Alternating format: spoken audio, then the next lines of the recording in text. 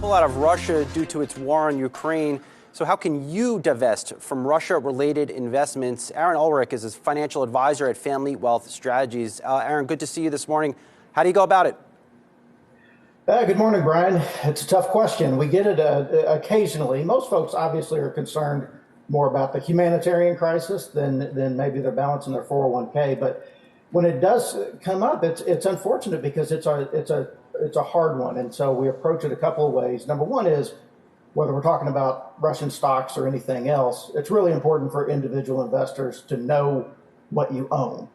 And how do you do that? Well, there's a lot of information out there, right? You get that prospectus in the mail, and I know everybody reads it. You got it on your nightstand next to your Grisham novel, right? No, there's so much information. It's really hard to get to what those mutual funds are holding. And so you go to Yahoo Finance, you start digging in. What I would tell a client if they came to me and said, hey, if I'm holding Russia, I want to get out, I would caution them a couple of things. One is, remember, when you buy a stock on the secondary market, that money's not going directly to the company, right? The company's already issued an IPO, and it's trading hands on the secondary market.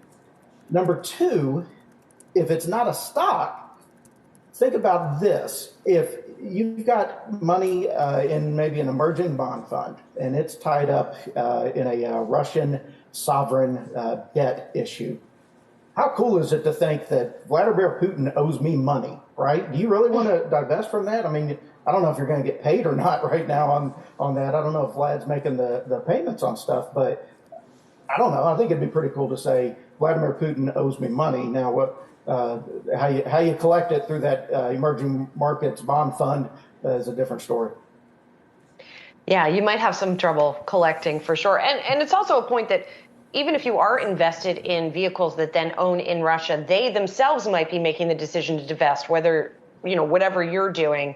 And I'm also reminded, by the way, as we're talking, that, the Kentucky pension fund, you're based in Kentucky, had quite a bit of exposure to Russia as well.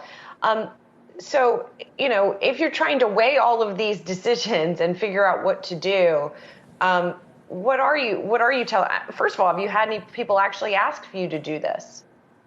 Not a lot. It comes up. It definitely comes up. It's an overarching theme to client meetings to say, what's going on in the world, and that's definitely a topic.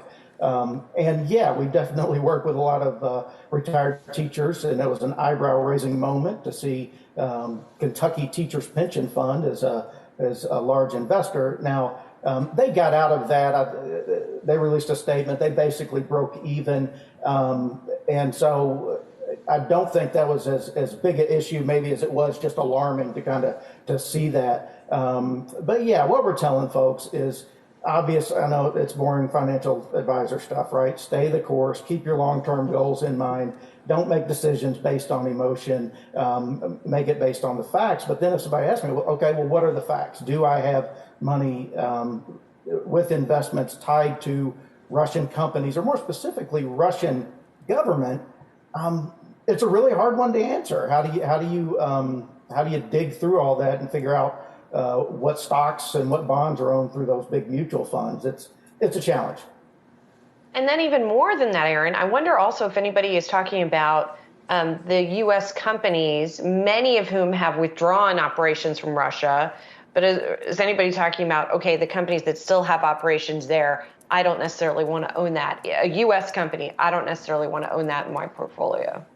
Yeah, and I've not heard that specifically. I do think it brings up a really interesting point, right? I mean, if McDonald's pulls out of Russia, is the law of unintended consequences there? Is it hurting them, or is it helping them? Is the Russian government seizing assets, seizing the real estate, seizing the equipment in these retail establishments? And now, we